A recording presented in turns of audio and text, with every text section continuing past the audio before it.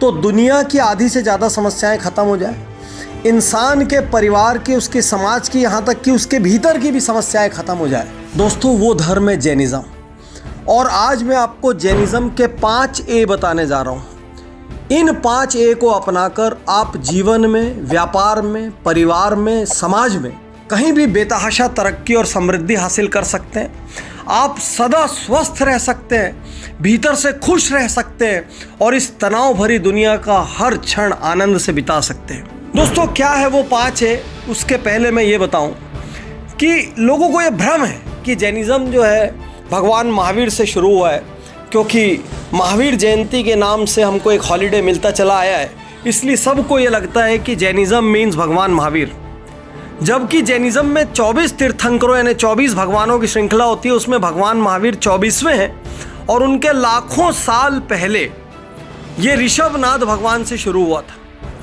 खास बात ये कि इस धर्म के अंदर साइंस इतना ज़्यादा छुपा हुआ है कि इसको हेल्थ के लिए और पर्सनल हैप्पीनेस के लिए सबसे बेस्ट रिलीजन्स में से एक माना गया है। यहाँ तक कि ग्लोबल प्रॉब्लम्स का सॉल्यूशन इसमें छुपा है। तो आइए देखते हैं कौन कौन से वो ए हैं जो एक कॉमन व्यूअर के जीवन में काम आ सकते हैं। सबसे पहला ए, अपोलॉजी डे।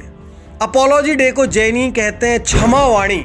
जैनिज़्म में एक खास दिन मनाया जाता है जिस दिन आप हर जानने वाले से और कई बार अनजान व्यक्ति से समाज के उसके पास भी जाकर कहते हैं उत्तम क्षमा, मतलब साल भर मुझसे जो गलतियां हुई उसके लिए मैं माफ़ी चाहता हूं और आपको माफ़ करता हूं। बहुत सारे ऐसे घर जहां पर महीनों से, सालों से बात बंद होती है, वो बात कई बार ऐसे मौक़ों पर शुरू हो जाती है।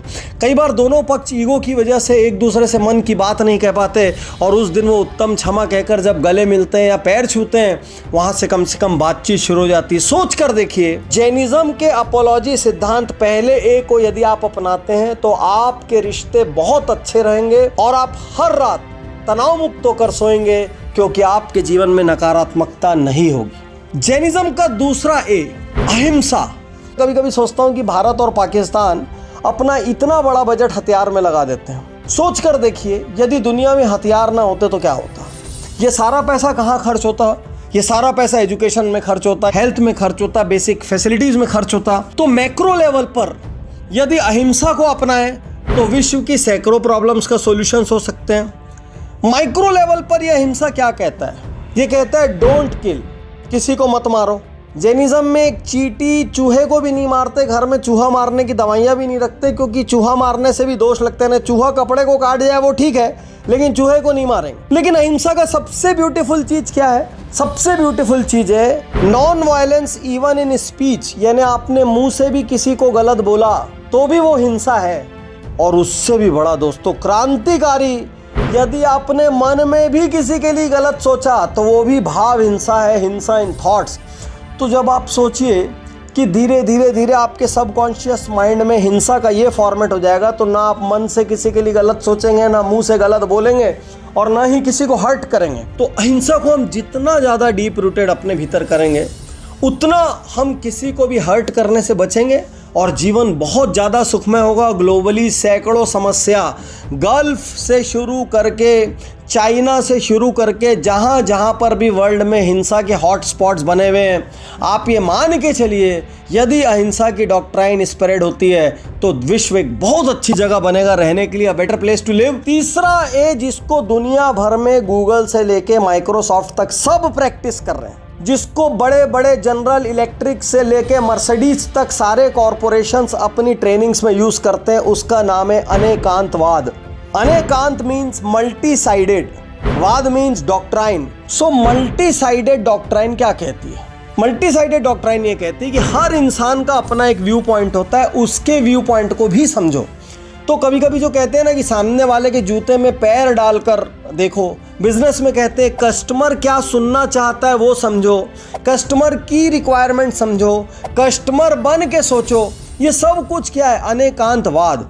यदि आपके पुत्र से लड़ाई होती है तो एक बार अपना पुत्र या बेटा बन के सोचो, बिटिया बन के सोचो। पार्टनर्स में लड़ाई हो रही तो सोचो वो ऐसा क्यों कर रहा है, वो बन के सोचो। तो हमारे सारे विवादों की जड़ क्या है?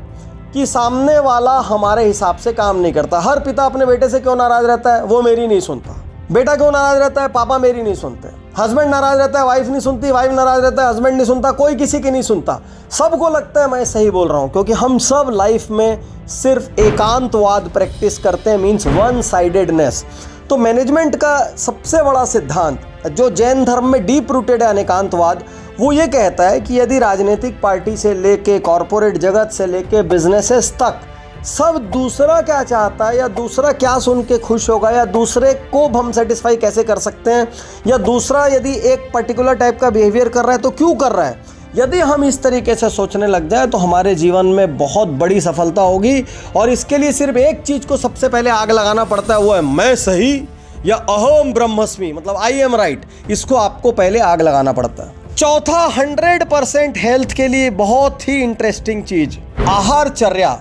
यूँ तो आधे से ज़्यादा जैनी भी इसको प्रैक्टिस नहीं करते अपने अपने प्रैक्टिकल प्रॉब्लम्स की वजह से, लाइफ स्टाइल की वजह से, लेकिन यदि जैन आहारचर्या को अपनाया जाए तो विश्वास कीजिए जीवन 100 साल का होगा और बिना बीमारियों का होगा। जैसे जापान में कुछ लोग होते हैं ना 100 साल से ज़्यादा रहने वाले, तो वो सारे लोग जो इकिगाई प्रैक्टिस करते हैं वो आधे से ज़्यादा समझिए जैन सिद्धांत है। क्या होता है जैनों में बाय डिफ़ॉल्ट, सूर्यास्त पूर्व भोजन कर लो। तो सूर्यास्त पूर्व मतलब 6:30 बजे आपने खाना खा लिया। अब अगली सुबह मंदिर से आने के बाद 9 बजे लगभग आप पहला अन्न लेते हो, तो 15-16 घंटे की इंटरमिटेंट फास्टिंग आपकी हर दिन होती है, 365 दिन। तो जैन तो बाय डिफॉल्ट बचपन से इंटरमिटेंट फास्टिंग करते हैं। हालांकि बहुत सारे घरों में अब ये टूट गया है, लेकिन जो भी करते हैं वो 60 साल, 70 साल, 80 साल तक भी फुर्तीले रहते हैं, एजाइल रहते हैं, उनको बहुत सारी समस्याएं नहीं होती। वो इंटरमिटेंट फास्टिंग जिसकी आज चर्चा पूरी दुनिया में हो रही है, वो जैनिज्म में डीप रूटेड है बाय डिफॉल्ट। इसीलिए यदि आपको लंबी उम्र चाहिए, स्वस्थ शरीर चाहिए, तो आप जैनिज्म की लाइफ स्टाइल अपना लें, जिसमें से सबसे स्पेशल चीज़ है उनकी भोजन शैली, जो अपने आप 365 दिन इंटरमिटेंट फास्टिंग करवाती है। और सबसे लास्ट जो कि आज की इस मटेरियलिस्टिक दुनिया में बहुत बड़ा प्रश्न है, वो है अपरिग्रह। अपरिग्रह मतलब धीरे धीरे धीरे करके वस्तुओं का त्याग कर देना, उतना ही रखना जितना ज़रूरी है। हालांकि जैनी भी 50, 70, 80, 90% तक ऐसा नहीं करते हैं, लेकिन करने लायक चीज़ है, one of the most powerful elements है। इसीलिए आप जैन साधुओं को देखेंगे तो जैनों में भी अलग अलग सेक्ट होते हैं। श्वेतांबर सेक्ट में वो बिल्कुल सफ़ेद कपड़ों पर आ जाते हैं। दिगंबर सेक्ट में जब आप बढ़ेंगे तो वो तो कपड़े भी छोड़ के पूरी तरीके से न्यूडिटी की हद तक मिनिमलिज्म में चले जाते हैं कि हमारे पास ऐसा कुछ नहीं होना चाहिए जिससे मोह है। आज सारी दुनिया में मिनिमलिज्म की बात चल रही है। लोग कहते हैं उतना ही रखो जितना ज़रूरी है, बाकी सब वेस्ट है। जितना ज़्यादा ताम झाम पालोगे उतना ज़्यादा उसको मेंटेन करने का टेंशन, उसके लिए अर्न करने का टेंशन, अर्न करने के लिए गलत करने का टेंशन। तो जैनिज्म कहता है अपरिग्रह, मतलब उतना ही रखो जितना ज़रूरी है, बाकी जितना एक्स्ट्रा है उसको दान करते चले जाओ। क्योंकि आज हमारे असंतुष्ट रहने का मेन कारण क्या है? दूसरे के पास एक्स मॉडल की गाड़ी है, हमारे पास नहीं है। दूसरे के पास इतना बड़ा बंगला है, हमारे पास नहीं है। उसका बच्चा इतने बड़े स्कूल कॉलेज में जाता है, हमारा नहीं जाता। उसके पास इतनी बढ़िया ज्वेलरी है, हमारे पास नहीं है। हमारा मेन प्रॉब्लम क्या है कि दूसरों के पास XYZ है और हमारे पास नहीं है।